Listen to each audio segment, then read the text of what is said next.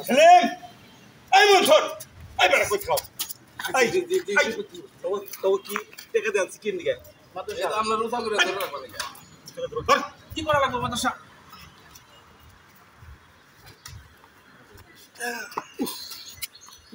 রাখ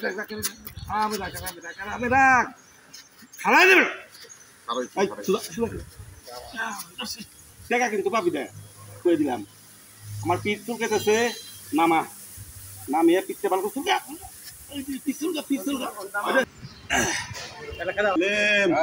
আমি তো বাজার করবার যাই না বাজারে যাইস না আমার নিকে ভালো করে লেবু খাইতে ঠান্ডা করে এক গ্লাস শরবত বানিয়ে নিয়ে যা আচ্ছা ঠিক আছে আব্দুল আসি হাতি বন্ধ কর আমরা তো পেমেন্ট নাই তাই না জীবন তো সব এই বেটা কি বলবে তাই কি আব্দুল বলেন হুজুর আমার কাঁঠাল কই কাঁঠাল আছে হুজুর আস্তে আস্তে এই আছে কাঁঠাল দিয়া আরাম সে ডল খাও দিয়া দে খাও দিয়া দে আরাম গেন্দি দাও সাগর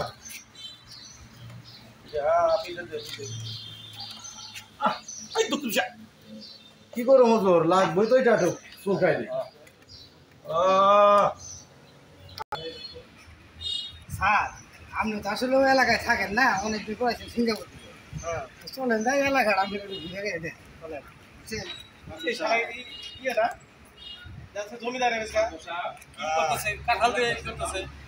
আরে স্যার আপনি তো জানেন না বিল্লা সাহেবের যে সুর বুঝছেন এই সুর সে কনে রাখবো এটা খুঁজে পায় না বুঝে দেখেন স্যার কাঁঠাল দিয়ে শরীর শুকে বুঝছেন স্যার সে কি করে জানেন এলাকার যত কেস কাবারি আছে সব কেস কাবারি সে কিনে নেয় এক কথা হয়েছে সে হয়েছে আদম ব্যবসায়ী বুঝছেন স্যার মানুষ চড়ায় খায় চড়ায় মানে মানুষ ঠকায় খায় এই কারণে তার সুখের কোনো অভাব নাই তার সুখ গিজ গিজ গিজ গিজ করে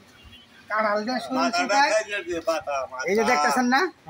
এই যে দূরে কামলা লেগে গেছে বলেন হুজুর এটা হলো কাইলাপুরের বলদ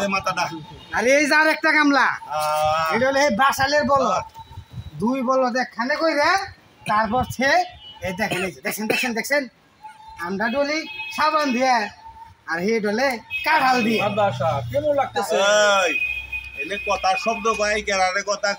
তার মানে নোস রঙের শরীর কাঁঠাল দিয়ে চুলকায় হ্যাঁ ঠিক বুঝতে পারছেন স্যার চলেন যাই এই রঙ্গ ভঙ্গ আঙ্গুর দেখলে কাম হবে না হুজুর সাহেব এই বলেন হুজুর আমার কথা মনে হয় দুর্নাম করলো আব্দুল সাহেব এই নোসালের মতো ওর কামই তো আজাইরা খাই বাজারের ভাওরা হয় না ঘুরে কেরা কি করলো না করলো এই গাপসি নিয়ে থাকে ঠিক বলছেন হুজুর বাদ দে এই না বাদ দে বাজার লোকের বাজে কথা মাথায় নিস না আমাকে ধর বাসায় নিয়ে চল আব্দুল সাহেব উঠেন